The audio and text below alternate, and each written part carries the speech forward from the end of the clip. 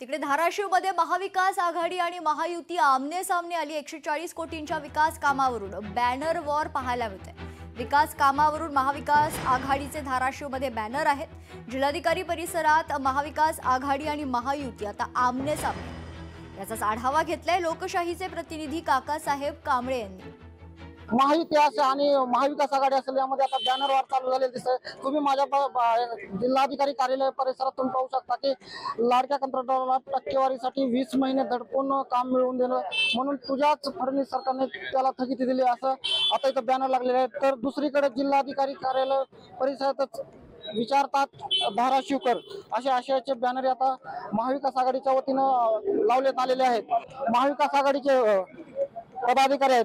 प्रशांत भाई, काय सांगाल, काय नेमकं वार आहे? या धाराशिव शहरातल्या रस्त्यांची अवस्था आपण सर्वांना माहित आहे। आम्ही महाविकास आघाडीच्या वतीनं वेळोवेळी आंदोलन केले, उपोषण केले, रस्ता रोको आंदोलन केले आणि 140 कोटी जो निधी या धाराशिव शहरातल्या रस्त्याच्या विकास कामांसाठी मंजूर झाला होता त्याचे श्रेय घेण्यासाठी भारतीय जनता पार्टीच्या इथल्या आमदारांनी मोठे मोठे बॅनर लावले, सर्व गावभर जाहिरात केली। मुख्यमंत्री त्यांच्या राज्याचे असताना त्यांनी राणा पाटलांनी डायरेक्ट त्यांची बैठक लावायची त्यांची महायुतीची आणि याच्यावर तोडगा काढायचा।